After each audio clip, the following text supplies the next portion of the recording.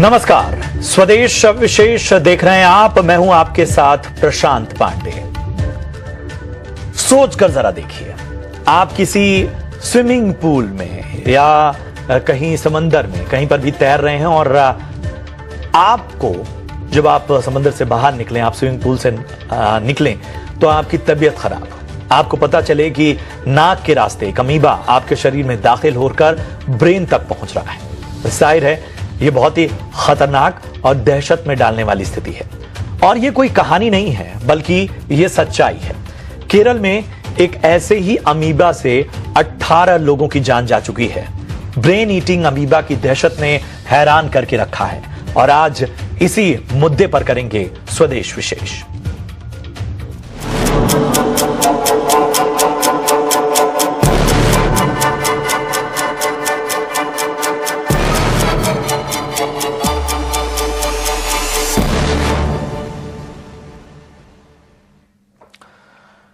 तो केरल में इन दिनों ब्रेन ईटिंग अमीबा का संक्रमण चिंता का कारण बन चुका है। यह अमीबा इंसानी शरीर में घुसकर सीधे दिमाग तक पहुंच जाता है। समय पर इलाज न मिले तो ज्यादातर मामलों में इसकी वजह से मौत हो जाती है। केरल स्वास्थ्य विभाग के अब तक के आंकड़ों के मुताबिक इस साल यानी साल 2025 में अब तक 67 लोग 67, जी हां, इतने लोग इस संक्रमण की चपेट में आ चुके हैं और 67 में से 18 लोगों की जान जा चुकी है। हाल ही में तिरुवनंतपुरम में एक 17 साल का लड़का इस घातक बीमारी के संक्रमण की चपेट में आया।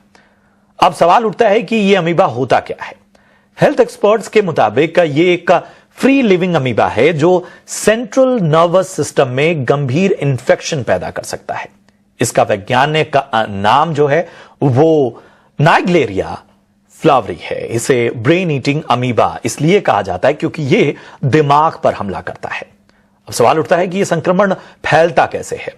यह अमीबा आमतौर पर गर्म और ठहरे हुए पानी में पाया जाता है। दूषित पानी जब नाक के जरिए शरीर में दाखिल होता है, स्विमिंग पूल से संक्रमण सबसे ज्यादा फैलता है, तो अमीबा सीधा दिमाग तक सफर करके पहुंच जाता है। तैराकी के दौरान पानी नाक में जाना, ठीक से क्लोरीनेट न किए गए स्विमिंग पूल या ठहरे हुए पानी का संपर्क, ये सभी चीजें संक्रमण के खतरे को बढ़ा देती हैं। अब सवाल उठता है कि ये क्यों इतना खतरनाक है। तो दरअसल अमीबा नाक से होते हुए दिमाग तक पहुंचता है और वहां एमीबिक मेनिंजोएन्सेफेलाइटिस, एक दुर्लभ लेकिन घातक तरीके का इंफेक्शन है, वो पैदा करता है। अधिकतर मामलों में वक्त रहते उपचार न होने पर जानलेवा साबित होता रहा है, ये आंकड़े साबित करते हैं। बचाव ही इसका सबसे बड़ा उपाय है। एक्सपर्ट्स के मुताबिक तरीके ऐसे हैं जो सभी लोग जानते हैं, लेकिन लापरवाही अक्सर जान पर भारी बन जाती है। तो ये तमाम चीजें हैं और जाहिर सी बात है, ऐसे में जागरूकता बहुत आवश्यक है, क्योंकि स्विमिंग पूल में तैरना, ठहरे हुए पानी में आमतौर पर लोगों का जाना, बाकी तरह से संपर्क में आना, ये कोई ऐसी चीज नहीं है कि हमारे जीवन में नहीं होती है। और आज इसी पर चर्चा करने के लिए हमारे साथ खास मेहमान जुड़ेंगे। मैं परिचय करा दूं, हमारे साथ डॉक्टर कोकिला बनर्जी जुड़ चुकी हैं। फिलहाल जानी मानी माइक्रोबायोलॉजिस्ट हैं एजिलस डायग्नोस्टिक्स में। डॉक्टर कोकिला, सवाल उठता है कि मतलब तमाम डेटा से आप लोग गुजरे होंगे, दुनिया भर के भी आंकड़े हम ग्राफिक्स के जरिए लेकर आएंगे। ठीक है, अभी किसी क्षेत्र विशेष में, किसी इलाके विशेष में इसका साइज छोटा है, लेकिन मौत एक हो या मौत 1000 हो, आमतौर पर किसी तरह के संक्रमण से जब मौत होती है तो कान खड़े हो जाते हैं। ऐसे में इसे कैसे देखा जाए, इसका नेचर क्या है? नमस्कार। आपने बिल्कुल सही कहा। ये जो अमीबा है ये केरला में आजकल काफी फैला हुआ है। आजकल नहीं बल्कि 2-3 सालों से पिछले काफी इसके केसेस आ रहे हैं, सिर्फ केरला नहीं। मैं पहले एक बात क्लियर यहाँ पे करना चाहती हूँ। ये जो फ्री लिविंग अमीबा है ये सिर्फ एक तरीके का नहीं होता है, इसके 4 प्रकार बेसिकली होते हैं। एक होता है निग्लेरिया, एक अकैंथमीबा, एक सेपीनिया और एक बैलेमूथिया मैंट्रिलिस। अब अकैंथमीबा के भी बहुत वैरायटीज होते हैं और वो सारे वैरायटी इन्फेक्शन करते हैं। निग्लेरिया के बहुत वैरायटी होते हैं, लेकिन सिर्फ एक निग्लेरिया फाउलरी इन्फेक्शन करता है और सपीनिया और बैलेमूथिया के इन्फेक्शन काफी रेयर होते हैं। तो ये जो निग्लेरिया के इन्फेक्शंस आजकल प्रिडोमिनेंटली केरला में देखे जा रहे हैं, ये आपने बिल्कुल सही कहा, पानी से फैल रहा है। और जिनको भी फिर इन्फेक्शन ये होता है तो ये बहुत ही ज्यादा संक्रामक इन्फेक्शन होता है, बहुत ही इमीडिएटली अफेक्ट करता है ब्रेन को और तेजी से बिगड़ जाता है, पेशेंट की हालत बिगड़ जाती है और death is almost certain. Although हम लोग लकी रहे हैं केरला के केस में कि इतनी ज्यादा डेथ्स हमें देखने को नहीं मिली हैं। मैक्सिमम 30% डेथ रेट रहा है क्योंकि अर्ली डायग्नोसिस हुआ है। अवेयरनेस काफी गवर्नमेंट की तरफ से थी जो कि फैलाया गया है बिल्कुल चारों तरफ, न्यूज़पेपर्स के थ्रू, सोशल मीडिया के थ्रू। अवेयरनेस की वजह से इन्फेक्शन रेट, डेथ रेट्स काफी, मोर्टेलिटी रेट्स काफी कम रहे हैं। बिल्कुल, तो मोर्टेलिटी रेट कम है और चूंकि लगातार लोगों में जागरूकता है और चूंकि 2-3 साल से ये मौजूद है, खासतौर पे इस इलाके विशेष में, इस वजह से भी बहुत ज्यादा ठोस कदम उठाए जा रहे हैं, लेकिन उसके बावजूद लोग इसकी चपेट में आ रहे हैं। इस बीच में परिचय करा दूं, मुझे खुशी हो रही है प्रोफेसर एम वली को अपने साथ चर्चा में शामिल करते हुए। वली सर, हमेशा अच्छा लगता है आपसे चर्चा की शुरुआत करते हुए, और मैं अपने दर्शकों की जानकारी के लिए बता दूं, हालांकि किसी परिचय की दरकार तो नहीं है आपको, लेकिन वली सर एक ऐसे फिजिशियन हैं जिन्होंने हमारे भारत के जो दिग्गज राष्ट्रपति हुए हैं, R Venkataraman, doctor Shankar Dayal Sharma, mister Pranab Mukherjee, उनको एज अ फिजिशियन उन्होंने सर्व किया है और आज हमारी इस पैनल में मौजूद हैं एक बहुत ही संजीदा, एक बहुत ही संवेदनशील विषय पर चर्चा करने के लिए। वली सर, जब भी कोई संक्रमण पैदा होता है तो उसके 2 हिस्से होते हैं। एक कि ठीक है, शायद उसके बारे में अवेयरनेस की कमी है, शायद उसके नेचर और बाकी चीजों को लेकर हम उतने ज्यादा अलर्ट नहीं हैं। यहां तो कोई चीज मौजूद है और केरल के बारे में हम देखते हैं, चाहे वो इससे पहले भी कोरोना का संक्रमण हो, हम इससे पहले भी चमगादड़ों से होने वाले जो संक्रमण की बात करते थे वो हो, नीपा वायरस की मैं चर्चा कर रहा हूं, इन सारी चीजों में हमेशा केरल एक हॉटस्पॉट बन जाता है, केरल वो एंट्री पॉइंट बन जाता है। ऐसा क्यों? हाँ, ये बात अजीब है और ये भी केरला में आइसोलेट हुआ है और काफी केसेस आने के बाद पता लगा है। केरला एक एक्सपोज्ड स्टेट है जिसमें हर घर का एक आदमी बाहर रहता है औसतन, और केरला में टूरिज्म काफी होने से, और वो लोग भी डेली आते जाते रहते हैं, कोई ना कोई किसी घर से जो बाहर गया हुआ है। Kerala gives us maximum foreign exchange, तो ये एक रीजन ये हो सकता है। लेकिन ये जो ब्रेन ईटिंग अमीबा है, इसमें पूल में कहीं से कॉन्टेमिनेशन गया है। वो केरला एज सच साफ सुथरी स्टेट है और ये कॉन्टेमिनेशन का कुछ लगता है, इन्वेस्टिगेट कर रही हैं। आज सुबह केरला की हेल्थ मिनिस्टर के स्टेटमेंट आया है, आपके चैनल पे भी आया होगा, आपने भी दिखाया होगा। वो यही कह रहे हैं कि हम इन्वेस्टिगेट करेंगे, जो कि एक यूजुअल पॉलिटिकल रिप्लाई होता है। लेकिन ये अच्छी बात नहीं है क्योंकि हमारे पास इसका इलाज नहीं है।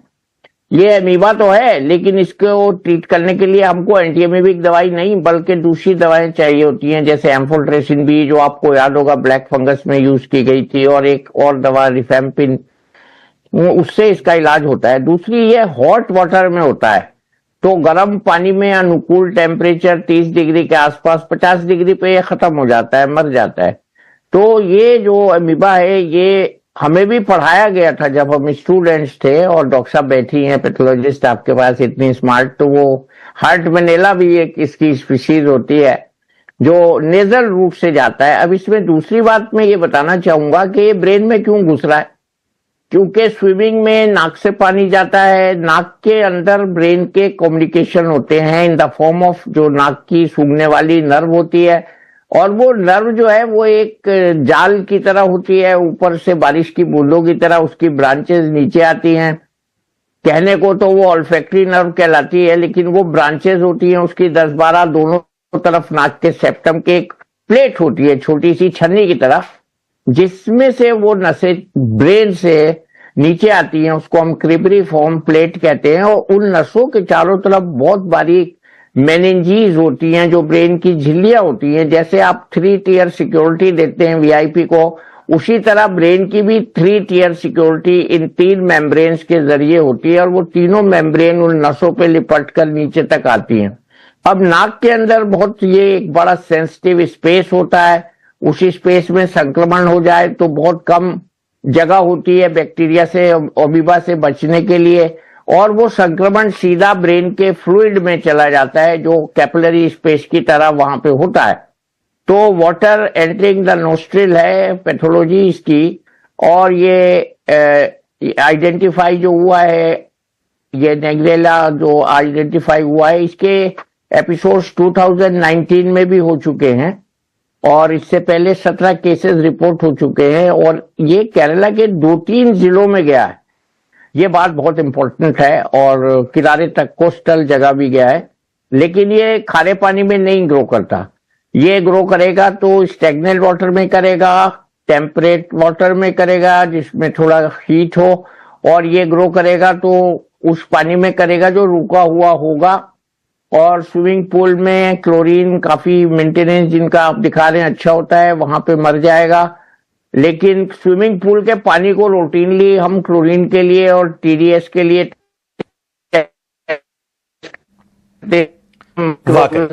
बहुत कम करते हैं।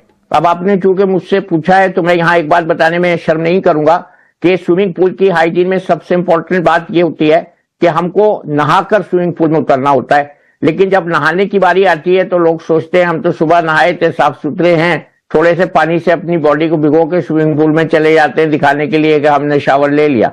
वो शावर हाइजीनिक नहीं होता है जब तक कि आप अपनी थाइस को, जेनिटल्स को क्लीन ना करें और अंडरगारमेंट्स आपके साफ ना हो। मैंने स्विमिंग पूल में लोगों को नाक सुनकते भी देखा है और बहुत सी नाजेबा हरकतें करते हुए भी देखा है, इवन फॉरेनर्स को। लंदन में मैं एक स्विमिंग पूल में जाता था विक्टोरिया स्ट्रीट पे, तो वहां नहाने से पहले जो है स्विमिंग पूल से पहले कोई नहाता नहीं था ठीक से, और स्विमिंग पूल के बाद बड़े अच्छे से नहाते थे, साफ सुथरे होके जाते थे। तो मैं सोचता था कि यही हाइजीन जो ये यहाँ प्रैक्टिस कर रहे हैं ये स्विमिंग से पहले क्यों नहीं करते, इतनी अच्छी से क्यों नहीं नहाते। वैलिड पॉइंट सर, बहुत इंपॉर्टेंट है, बहुत इंपॉर्टेंट है। किसी भी अगर कोई चीज बनाई गई है तो मतलब जैसा डॉक्टर वली कह रहे हैं कि कोई चीज अगर बनाई गई है तो उसके कुछ प्रोटोकॉल्स हैं, उसके कुछ एथिक्स हैं, और कोई चीज अगर आपकी साफ सफाई के लिए, आपकी हाइजीन के लिए बनाई गई है तो जाहिर सी बात है कि उसकी हाइजीन का ख्याल रखने की जिम्मेदारी भी हमारी है और बाकी इस पूरे इकोसिस्टम्स की भी है। चलिए, डॉक्टर ज्योति बाला भी हमारे साथ इस चर्चा में जुड़ रही हैं। डॉक्टर ज्योति बाला शर्मा डायरेक्टर और एचओडी हैं न्यूरोलॉजी डिपार्टमेंट में, फोर्टिस में, नोएडा में। Thank you so much doctor Jyoti. ऐसा क्या हो रहा है सेंट्रल नर्वस सिस्टम में, मतलब डॉक्टर वली ने बताया कि किस तरह से दाखिल हो रहा है, क्या क्या चीजें होती हैं, क्या ब्रांचेस हैं, कहां ये ब्रीच कर रहा है, लेकिन ये जाके कर क्या ऐसा रहा है कि चूंकि हमारे पास सही वक्त पे अगर इलाज ना मिले तो सीधा मतलब मौत का ही खतरा है, मतलब ये अपने आप में चिंता बढ़ा देता है। ऐसी क्या चीज है जो इतना डेडली हो जा रहा है?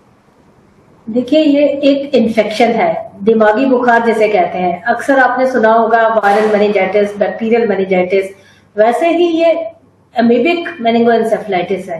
ये अमीबा है जो ब्रेन के अंदर इन्फेक्शन कर रहा है।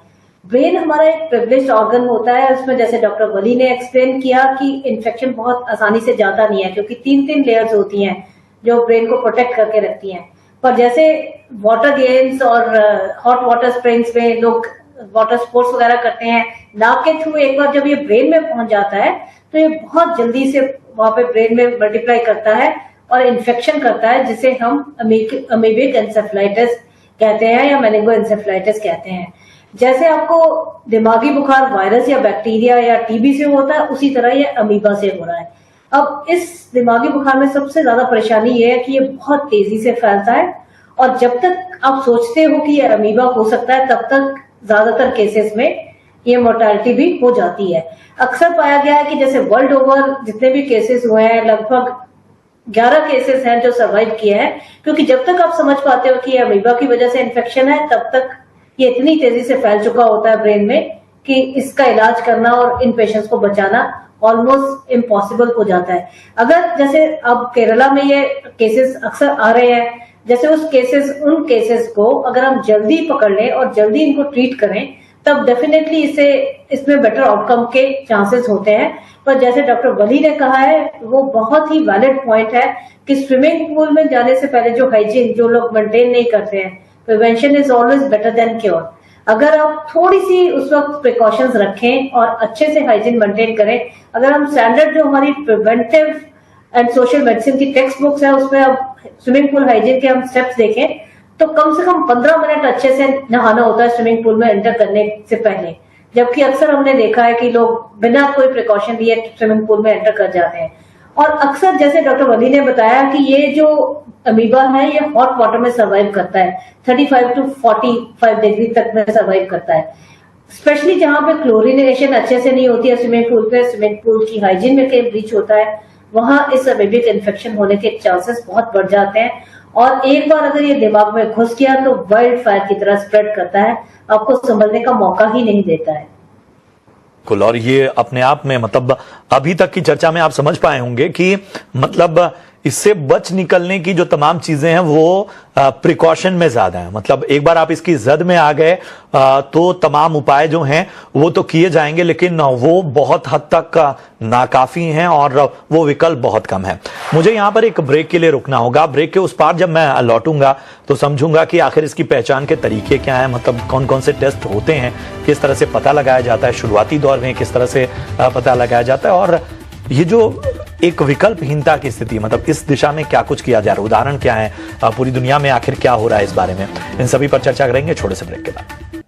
स्वागत है आपका ब्रेक के बाद, और बहुत ही अहम विषय पर हम चर्चा कर रहे हैं। केरल में जो एक ब्रेन ईटिंग अमीबा ने दहशत फैला रखी है, उसका दायरा जिस तरह से बढ़ता जा रहा है उसके बारे में हम चर्चा कर रहे हैं। और डॉक्टर कोकिला, कोविड था या बाकी कोई संक्रमण है, उसे टेस्ट करने की किट्स होती थी, तरीके होते थे, यहां पर पहचान के तौर तरीके क्या हैं, क्या क्या वो चीजें हैं जो लक्षण के तौर पे संक्रमण में देखे जाते हैं?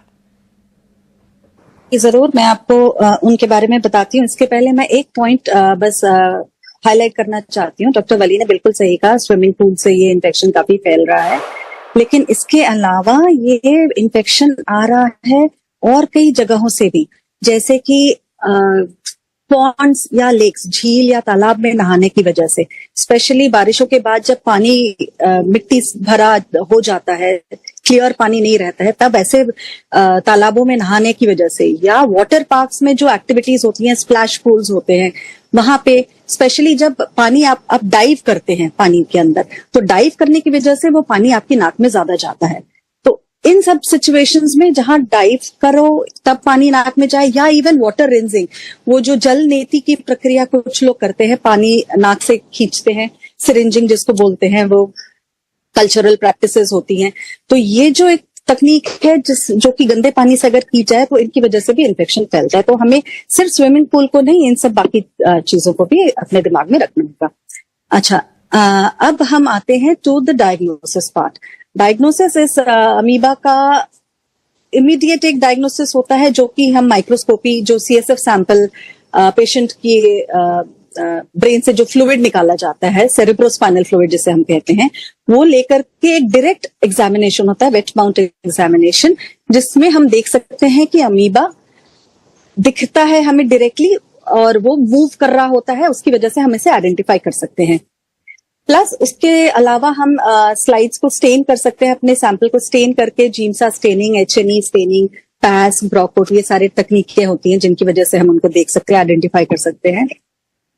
इसके अलावा सीएसएफ का जो सेल काउंट, सेल टाइप वाली स्टडी होती है, उससे हमें थोड़ा पता चलता है कि सेल किस तरह के सेल्स हैं सीएसएफ में, उससे हमें पता चलता है कि इन्फेक्शन कौन से प्रकार का हो सकता है, शुगर जो लेवल है वो क्या है, प्रोटीन के लेवल्स क्या हैं, उससे हमें इंगित करता है कि हमें किस तरीके का इन्फेक्शन हो सकता है। और डायग्नोसिस के लिए और थोड़ा टाइम टेकिंग प्रोसीजर जो है वो होते हैं cultures, molecular techniques, genotyping, biopsy, जो कि यूजुअली पेशेंट के डेथ के बाद ही होते हैं, लेकिन हाँ, when the patient is alive तब भी ये बायोप्सी का प्रोसीजर किया जा सकता है। तो इन सब तकनीकों से हम अमीबा को आइडेंटिफाई कर सकते हैं और बोल सकते हैं। पर सबसे जल्दी with in half an hour बोल देने वाला टेक्निक होता है वेट माउंट एग्जामिनेशन, लेकिन इसके लिए एक्सपर्ट्स लगते हैं जो कि आइडेंटिफाई ठीक से कर पाए कि हाँ वो अमीबा देख रहे हैं या नहीं।